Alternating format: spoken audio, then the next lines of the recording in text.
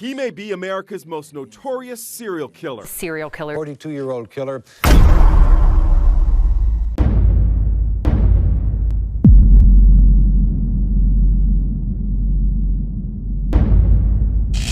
He killed at least 30 women. Ted Bundy. My name's Ted Bundy. A serial killer.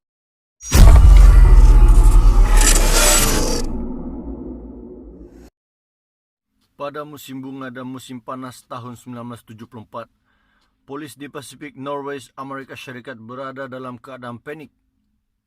Wanita-wanita di kolej di seluruh Washington dan Oregon telah hilang paling kurang seorang dalam masa sebulan, dan polis mempunyai beberapa petunjuk tentang siapakah dalang di sebalik semua ini.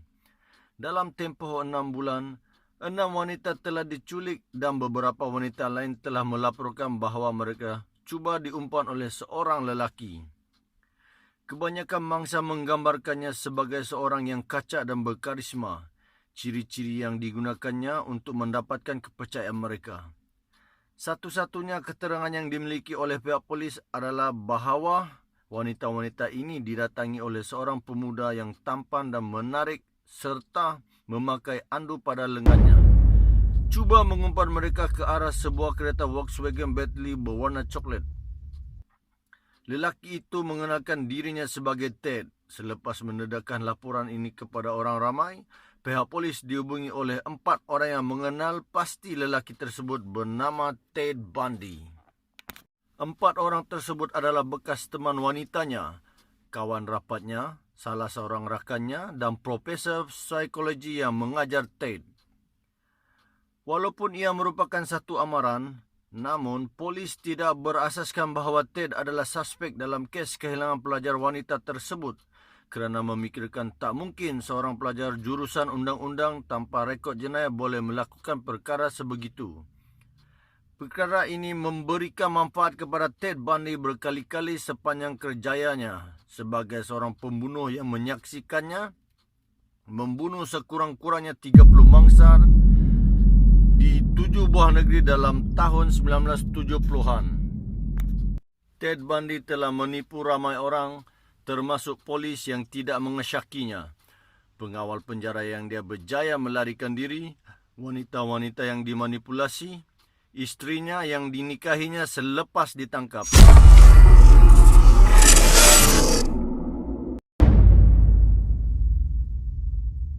Ted Bundy dilahirkan di Burlington, Vermont, Amerika Syarikat, kira-kira 4,000 km dari tempat di mana dia melakukan pembunuhannya yang pertama.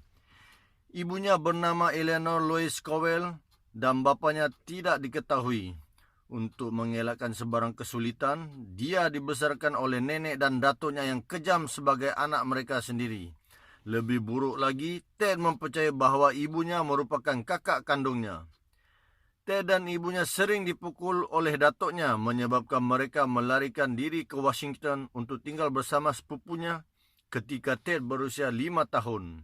Di sana, Eleanor bertemu dan berkahwin dengan seorang tukang masak di hospital, Johnny Bundy, yang secara rasminya menjadikan Ted sebagai anak angkat. Ted tidak menyukai bapa tirinya itu dengan mengatakan bahawa dia merupakan seorang yang tidak bijak dan bergaji rendah. Tak banyak yang diketahui mengenai zaman kanak-kanak Ted kerana dia memberikan penerangan yang bercanggah, namun gambaran boleh dibuat bahawa dia mempunyai zaman kanak-kanak yang biasa. Walaupun Ted menyifatkan dirinya sebagai seorang yang menyendiri dan suka mengintip wanita pada waktu malam, namun ramai yang mengenal Ted dari sekolah menengah menggambarkannya sebagai seorang yang terkenal dan sangat disukai.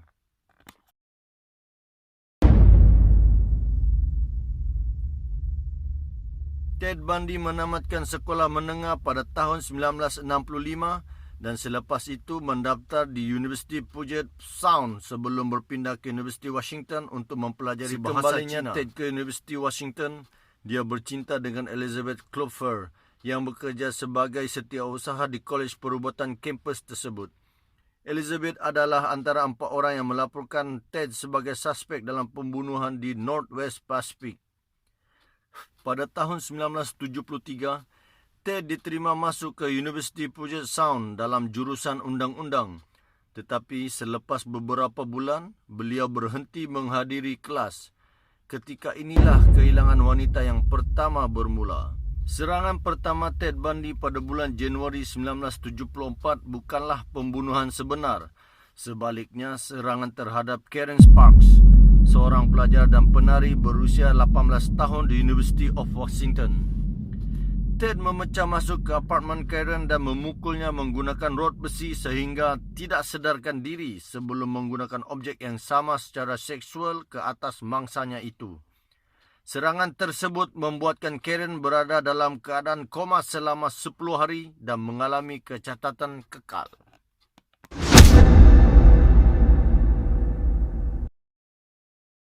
Mangsa Ted yang seterusnya yang juga merupakan mangsa pembunuhan pertama adalah Linda Ann Haley, pelajar University Washington. Sebulan selepas serangan pertama terhadap Karen Sparks, Ted memecah masuk ke sebuah apartmen pada awal pagi, memukul Linda sehingga pengsan dan membawanya masuk ke dalam kereta.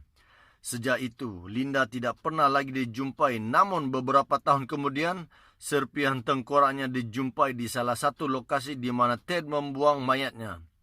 Selepas itu, Ted terus menjadikan pelajar perempuan di kawasan tersebut sebagai sasaran.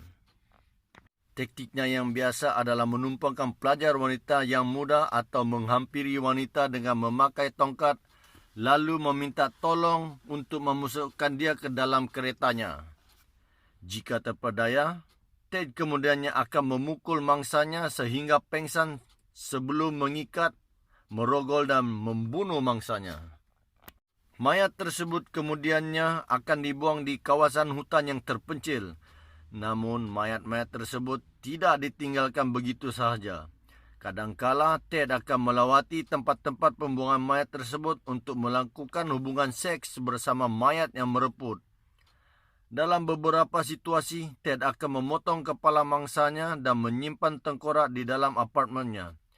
Ted juga tidur bersama-sama tengkorak tersebut.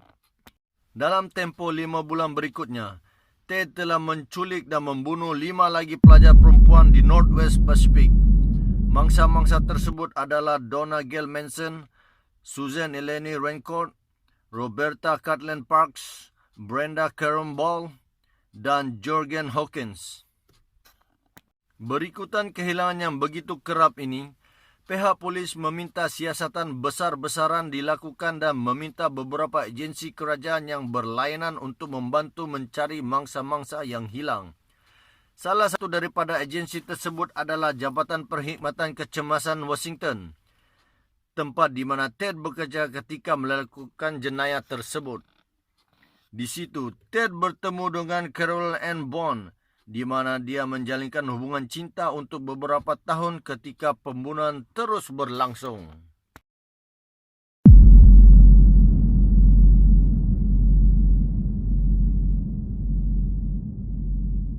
Ketika pencarian terhadap penculik diteruskan, semakin banyak keterangan saksi muncul yang menunjukkan bahawa Ted adalah pelakunya.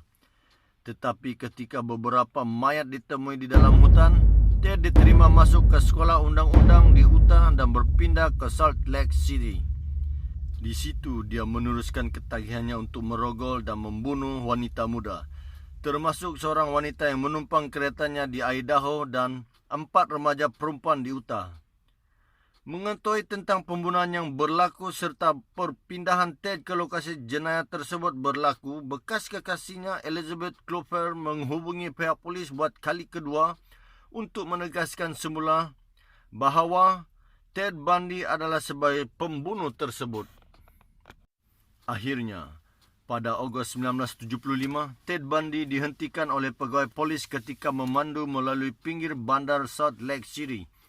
Dan polis menemui topeng, garis serta objek tumpul di dalam keretanya. Walaupun barang-barang tersebut tidak mencukupi untuk menahannya, seorang pegawai polis menyedari bahawa Ted juga merupakan suspek dalam pembunuhan yang terdahulu lalu meletakkannya di bawah pengawasan.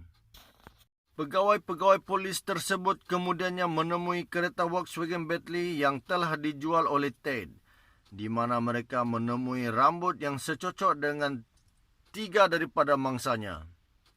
Dengan bukti ini, mereka memasukkan nama Ted ke dalam senarai suspek yang mana di kemudiannya dikenal pasti oleh seorang barisan salah seorang wanita yang cuba diculiknya. Ted Bundy telah disabitkan atas kesalahan menculik dan menyerang lalu dihantar ke penjara sementara polis menguruskan kes pembunuhan yang dilakukannya.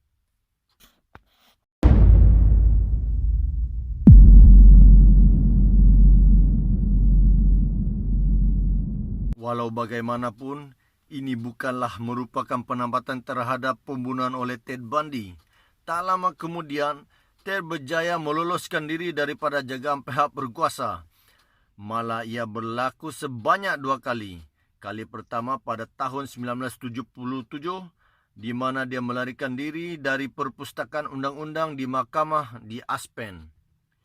Dia dibenarkan untuk masuk ke dalam perpustakaan tersebut tanpa garis kerana dia bertindak sebagai peguam bagi pihaknya dalam kes tersebut. 6 hari kemudian, Ted ditangkap semula. Kali kedua dia melarikan diri memberikan kesan yang lebih buruk. 6 bulan selepas melarikan diri buat kali pertamanya, Ted sekali lagi meloloskan diri. Kali ini dengan melalui ruangan merangkat di bahagian siling yang dihasilkan menggunakan gergaji. Dia berjaya melarikan diri ke Florida. Di situ, pada 15 Januari 1978, selepas 2 minggu daripada pelariannya, Ted memecah masuk ke sebuah rumah dihuni pelajar wanita di University Florida. Dalam hanya 15 minit, Ted menyerang secara seksual dan membunuh Margaret Bowman dan Lisa Levy, menyerang Kathy Kleiner dan Karen Chandler, yang mana kedua-duanya mengalami kecederaan teruk. Masih dalam pelarian selepas 3 minggu melakukan pembunuhan di Florida, Ted menculik Kimberly Diane Les berusia 12 tahun dari sekolahnya lalu dibunuh. Seminggu kemudian Ted diberkas oleh pihak polis yang menjumpai bukti mengaitkan Ted dengan jenayah di University Florida di dalam sebuah kereta. Sepanjang perbicaraannya, Ted mensabotaj dirinya sendiri dengan mengabaikan nasihat peguamnya dan mengambil alih dalam mempertahankan diri. Ted Bundy akhirnya disabitkan atas kesemua tuduhan dan diletakkan dalam senarai hukuman mati di penjara di Florida. Ted Bundy akhirnya menemui ajalnya di atas kerusi elektrik pada 24 Januari 1989. Ratusan orang berkumpul di luar mahkamah untuk meraihkan kematiannya.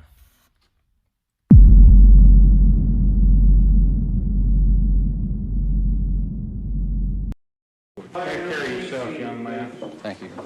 You're a bright young man. You made a good lawyer. I'd love to have you practice in front of me, but you went another way, partner.